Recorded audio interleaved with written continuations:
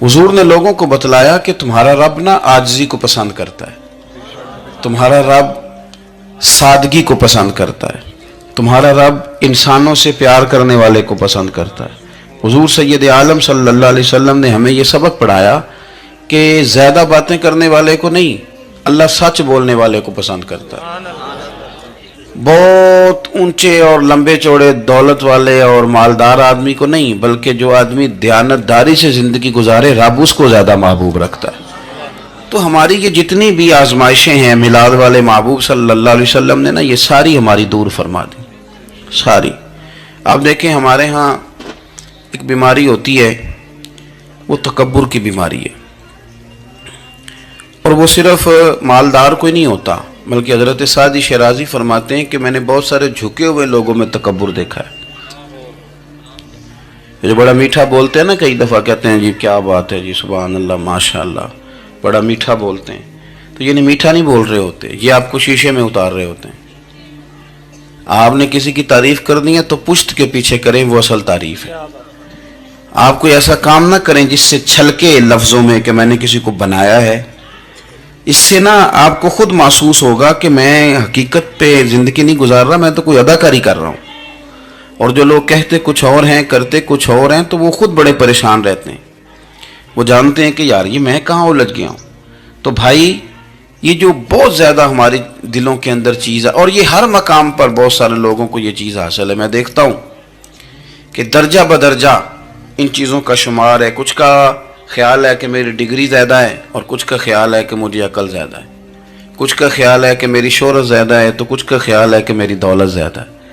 आहिस्ता आहिस्ता वो उलझाव पैदा होता है, किसी का कुछ नहीं जाता, वो खुद आदमी बेचैन रहता है। हाल देखे ना, ये मेरी तरह को बंदा आ जाए ना महफिल में, जिसको आदत है स्टेज पे बैठने की, अच्छे लोगों की, बुजुर्गों की, सादात की बात नहीं करता, तो उसको कभी बेचारे को पीछे बैठना पड़ जाए ना, तो वो गर्दन ऊंची कर कर के नकीबे महफिल को दिखाता है कि मैं आ गया, किसी तरीके मैनू भी साध लैके, बेचैन रहता है। और अगर उसे सुकून हासिल हो कि भाई हुजूर की महफिल में बैठना है, जहाँ जगह मिल गई वहीं पे ठीक हो, और वो सुकून के साथ, देखो इस महफिल का मेहमान खुसूसी मैं नहीं, हज़रत बुजुर्ग तो सरपरस्ती कर ही रहे हैं, मैं नहीं। इस महफिल का तो मेहमान खुसूसी वो बंदा है जिसने महफिल से पहले यहाँ झाड़ू दिया है, जिसने यहाँ दरियाँ बिछाई हैं, जिस बेचारे की फ़ोटो भी कोई नहीं आई, वो मेहमान खुसूसी है। और इस महफिल का तो वो मेहमान खुसूसी है जो चुप करके कहीं कोने में बैठा है, उसको कोई दिलचस्पी नहीं कि कोई मुझे भी जानेगा, कोई मुझे भी पहचाने। उसे तो इतना पता है कि मैं अपने प्यारे हबीब की तारीफ सुनने के लिए आया हूँ। आप अपने इस तरह आपका ज़ौक़ दुबाला रहेगा। अगर आप आजिज़ी के साथ, इनकिसारी के साथ, रब रसूल की रिज़ा के लिए किसी जगह भी आप अपने आप को सेट कर लेंगे, तो माहौल आपका ठीक रहेगा। वरना आप उलझाव का शिकार है, वरना आप परेशान हैं, वरना आप तकलीफ़ में, वरना आप आजमाइश में। बुखारी शरीफ में हदीस है, काज़ी अय्याज़ मालिकी रहमतुल्लाह अलैह ने बड़ी तफसील से लिखी है। रावी हज़रत अनस बिन मालिक हैं। एक बंदा बड़ी दूर से आया नबी पाक सल्लल्लाहु अलैहि वसल्लम की ज़ियारत के लिए, बड़ी दूर से। अरब के जो सरदार होते थे उनके बड़े नाज नखरे होते थे, वो खैर आज भी हैं। प्रोटोकॉल का माहौल आज भी, यानी वज़ीर साहब के आगे दो चार गाड़ियाँ ना हों तो उनको मज़ा ही नहीं आता। पुलिस वाले आगे पीछे भागें तो हालांकि उनको नहीं पता कि जो पुलिस वाले आगे पीछे भाग रहे हैं ना, ये हुकूमत बदली तो गिरफ्तार करने भी इन्होंने ही आना है। लेकिन वो बड़ा मज़ा आता है जब लोग गाड़ी के पीछे भागते हैं। क्या बात है जनाब, बड़ी बात। और हमारी तबीयतों में पता नहीं कौन सी, ये पैसे फेंकने वाले दोस्त मुझसे नाराज़ ना हो जाएं, लेकिन मैं अक्सर सोचता हूँ कि यार ये किस तरह का काम है कि पहला खिलारने फिर आप इकट्ठे करने। तो आप इकट्ठे दे दें जिसको देने हैं, ख़त्म हो जाए बात। यानी वो महफिल में ना गपशप हो रही होती है, इकट्ठे करने वाले, पान देने वाले किस चक्कर में पड़ गए।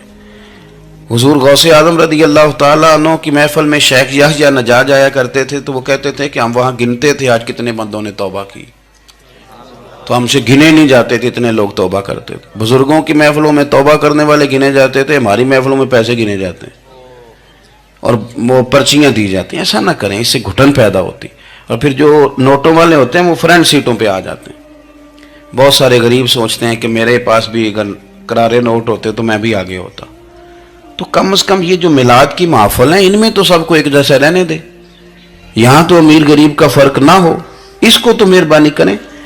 تو نبی پاک صلی اللہ علیہ وسلم کی خدمت میں وہ شخص بڑی دور سے آیا، تو عرب کے بادشاہوں کا مزاج تھا، پروٹوکول بڑا چاہتے تھے، ان کا تو یہ طریقہ تھا کہ حکمرانی کرنی ہے جیسے بھی ہو۔ اگر کسی غلام نے دھوپ میں بندھا رہ گیا، اونٹ اور چھاؤں میں نہیں باندھا تو درے مارتے تھے، اور اگر اس نے کھول کے باندھ دیا تو پھر بھی مارتے تھے، کہتے تھے اتنا سیانا ہو گیا تو انہیں پوچھا ہی نہیں، خود بخود ہی باندھ دیا۔ وہ شخص حضور کی بارگاہ میں آیا اور بہت سارے لوگوں کے پاس کیونکہ وہ جاتا تھا اپنے سربراہ کا پیغام لے کے، تو وہ کانپ رہا ہے جب حضور کی بارگاہ میں گیا، ڈر رہا ہے۔ اب ذرا بات کو سمجھنا، نبی پاک صلی اللہ علیہ وسلم نے اس سے فرمایا کیوں ڈرتے ہو؟ سادہ آدمی ہے، دیہاتی ہے، بدو ہے۔ اللہ کے رسول نے تھپکی دی، کیوں ڈرتے ہو؟ تو کہتے ہیں حضور مجھے آداب نہیں آتے اور مجھے ڈر آتا ہے، کوئی بات اگر ایسی ہو گئی، آپ مدینے کی حکومت کے سربراہ ہیں، تو کہیں آپ ناراض نہ ہو جائیں۔ حضرت انس بن مالک فرماتے ہیں بات کہاں کی تھی، پہنچ کہاں گئی؟ جب اس نے یہ کہا نا کہ آپ تو حکومت کے سربراہ ہیں، کہیں کوئی غلطی نہ مجھ سے ہو جائے، تو نبی پاک کی آنکھوں میں آنسو آ گئے، حضور رونے لگے، اور نبی پاک صلی اللہ علیہ وسلم فرمانے لگے نہ بھائی، تو کسی حکومت کے سربراہ کے پاس نہیں آیا، نہ تو اس بیٹے کے پاس آیا ہے جس کی ماں گوشت کے خشک ٹکڑے کھا کے بھی گزارا کر لیتی۔ میں تو ایک غریب ماں کا بیٹا ہوں۔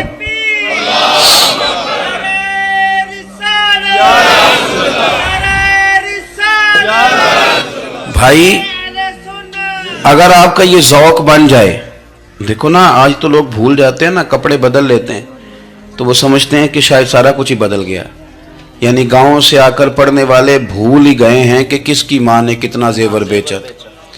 لوگ بھول جاتے ہیں چیزوں کو، اپنے ماضی کو یاد رکھیں، آپ لوگوں کے ساتھ پیار کریں، آپ لوگوں کو موقع دیں، آپ تھوڑی سی اور کوشش کریں اس شخص تک جانے کی جو آپ کو مایوس نظر آ رہا ہے، پریشان نظر آ رہا ہے۔ یہ ہمیں میلاد والے محبوب صلی اللہ علیہ وسلم نے درس دیا۔ ایک اور پہلو، حضور سید عالم صلی اللہ علیہ وسلم نے، ہمارے ہاں نا ابھی بھی برادری کی تقسیم ہے، ابھی بھی، اور کچھ میں نے ایسے کمزور لوگ بھی دیکھے، یہ اس طرح کی حرکتیں ہارے ہوئے لوگ کرتے ہیں، ہارے ہوئے لوگ جو اپنے آپ کو سمجھتے ہیں کہ میں کوئی بڑا آدمی ہوں۔